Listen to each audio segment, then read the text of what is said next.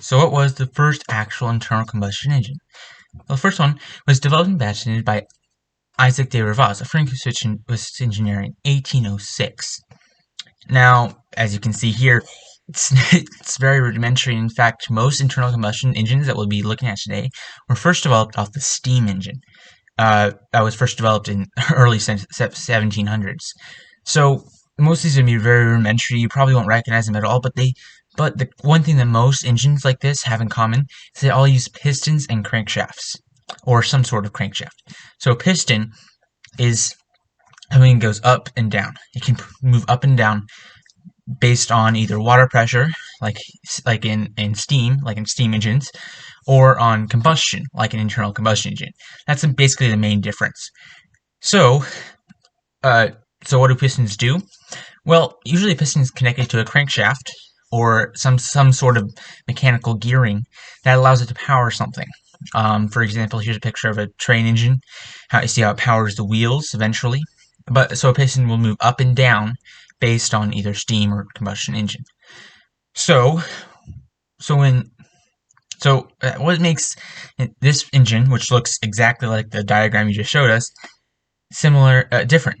Well, the difference is instead of using steam or the difference in water pressure from the outside to the inside, it uses combustion or the force of a fire to push the piston up and down along the crankshaft.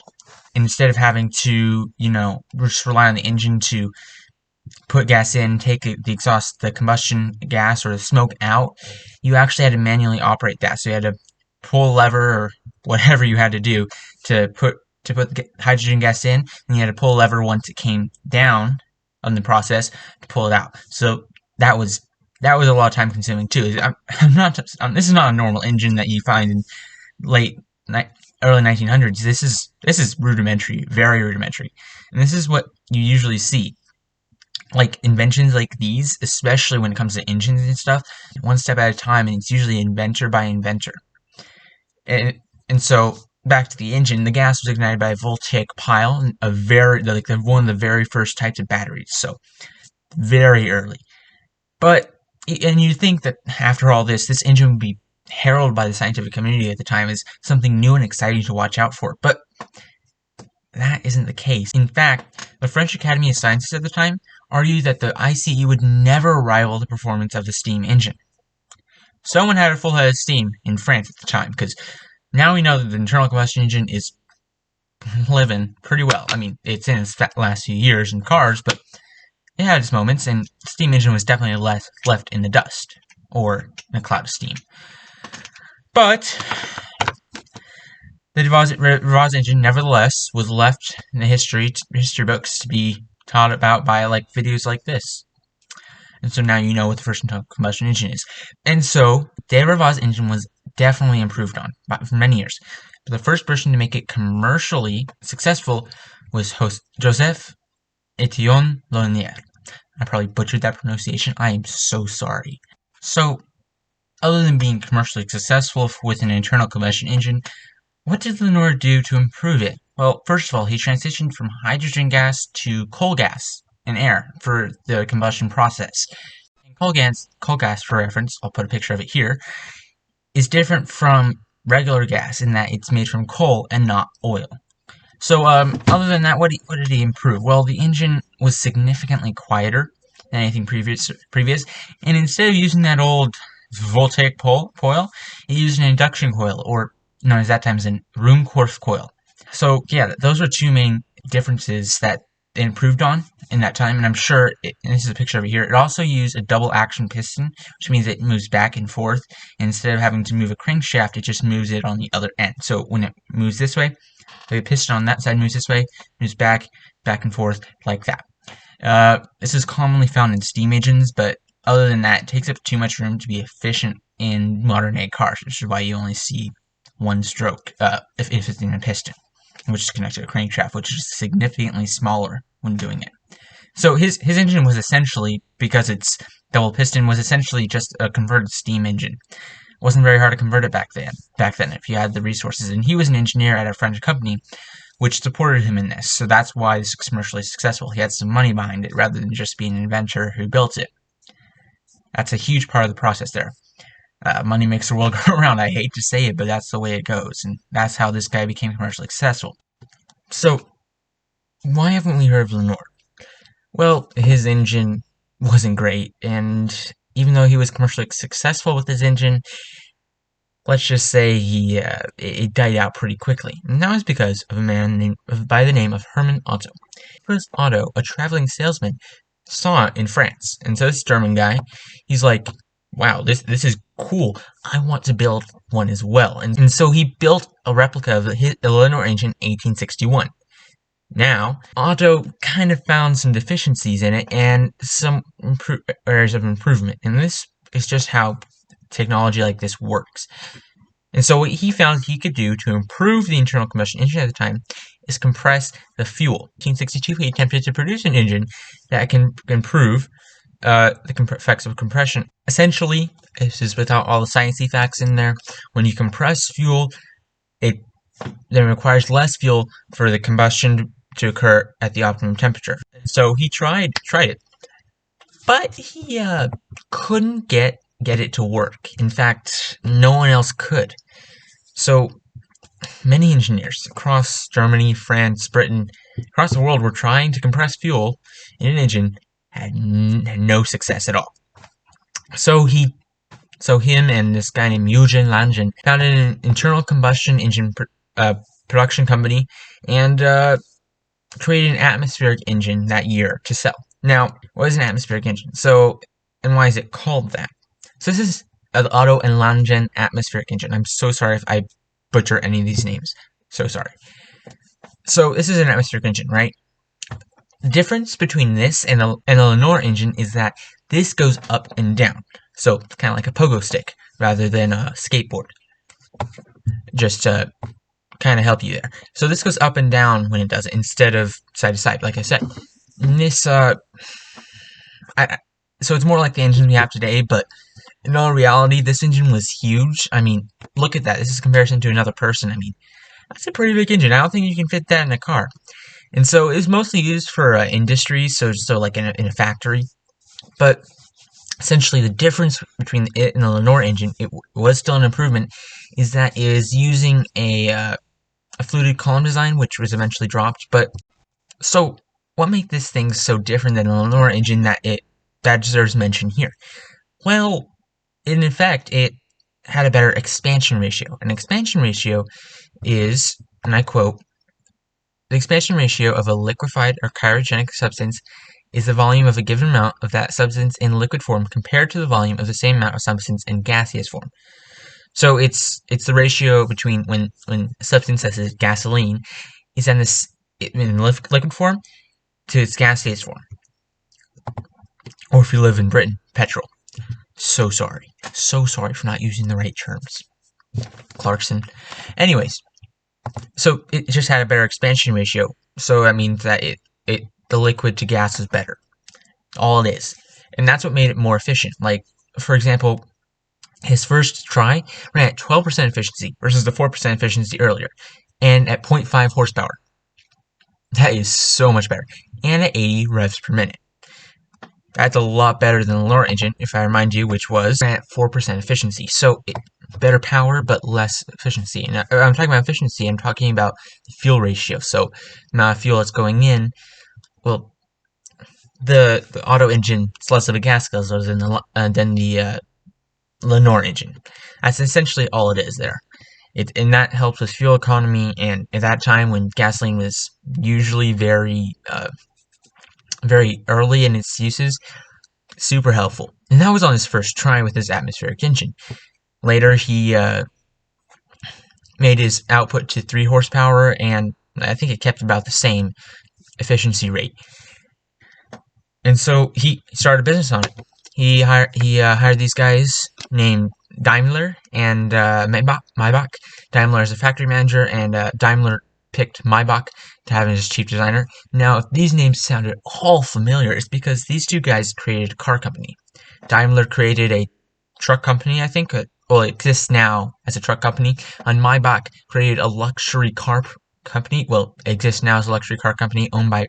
They're both kind of under the brand of Mercedes-Benz. So when you hear Mercedes-Benz, think, okay, that company owns as well as Smart, Maybach, and Daimler. I'm not sure about Daimler. I've heard stuff that Daimler may be leaving Mercedes, but that's a totally related topic that you can Google on your own.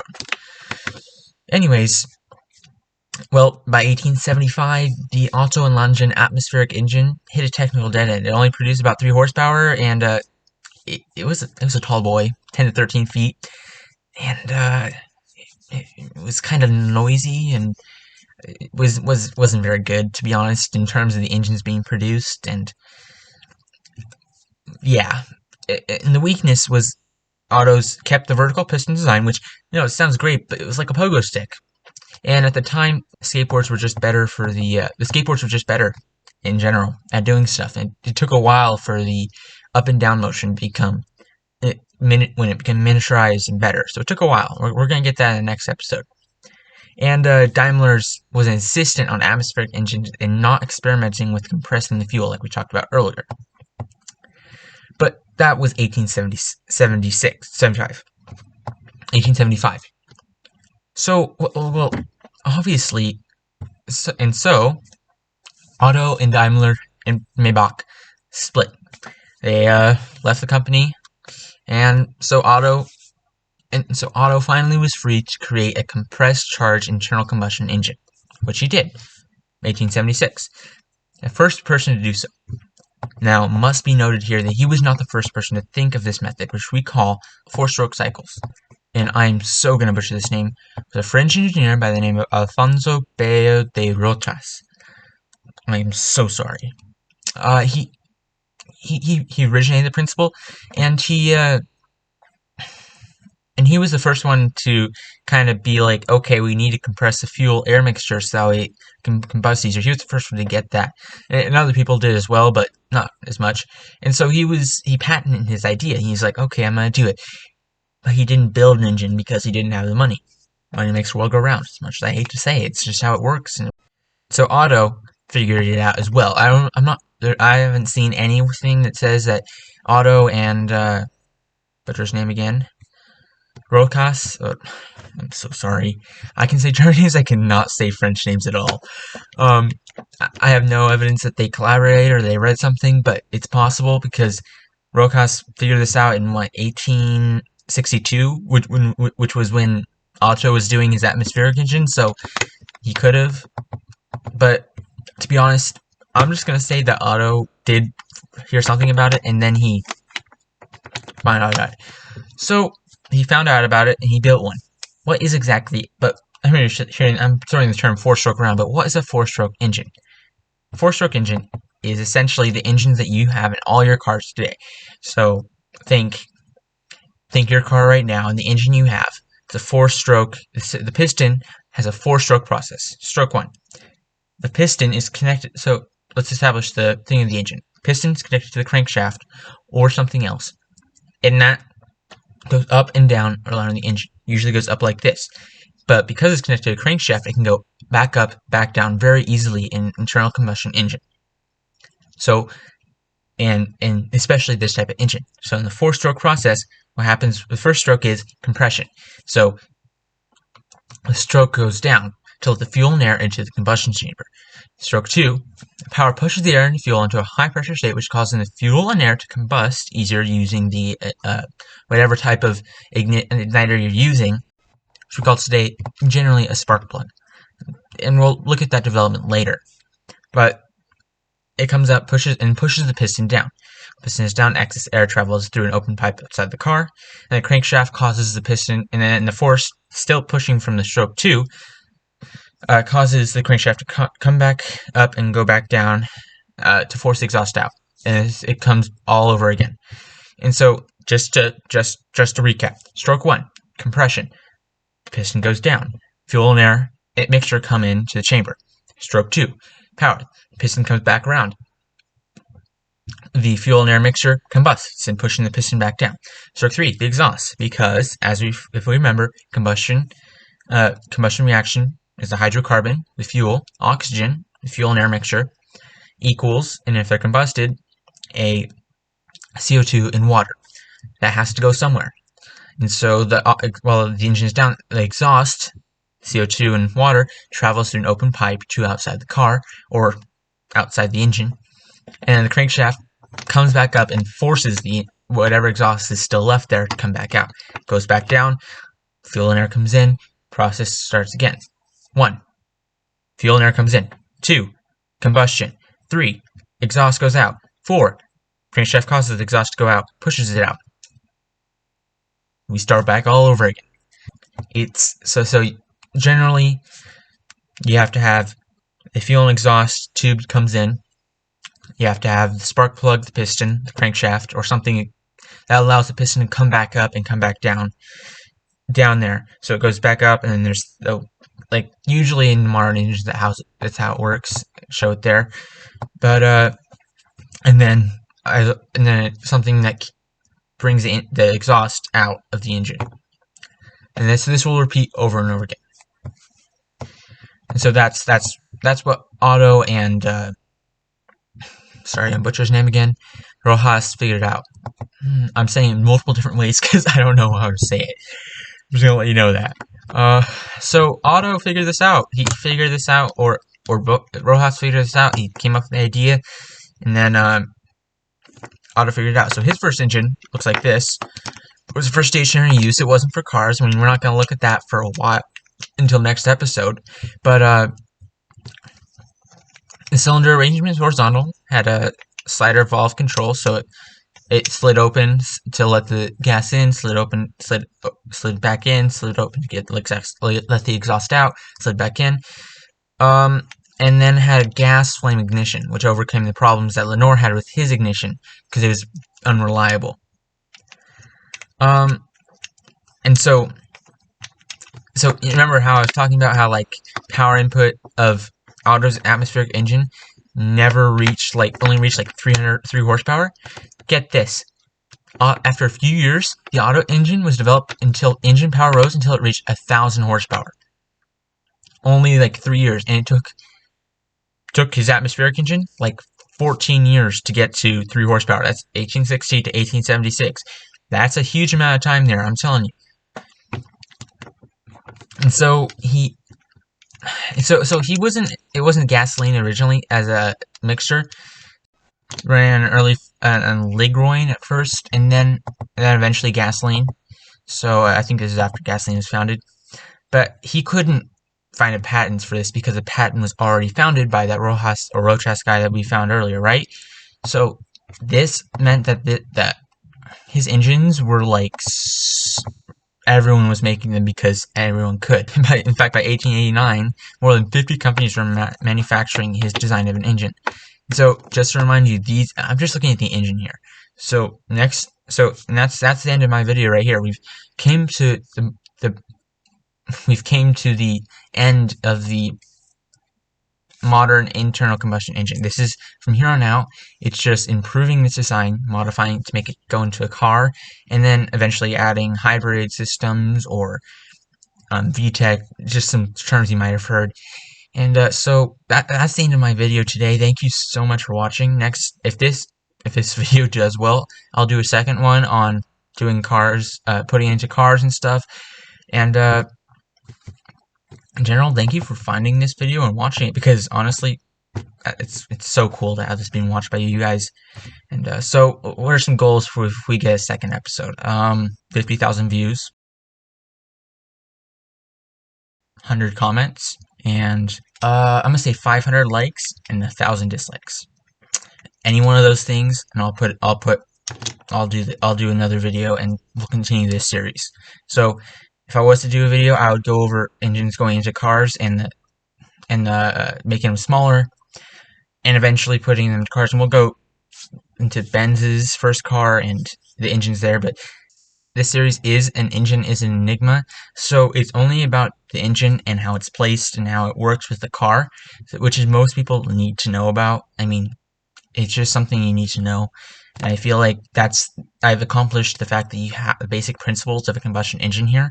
So if we want to keep on going, you need to hit 500 likes, 1,000 dislikes, 500 comments, or 50,000 views. Any one of those, and I'll do the second video. So yeah, thank you for watching again. So have a good day.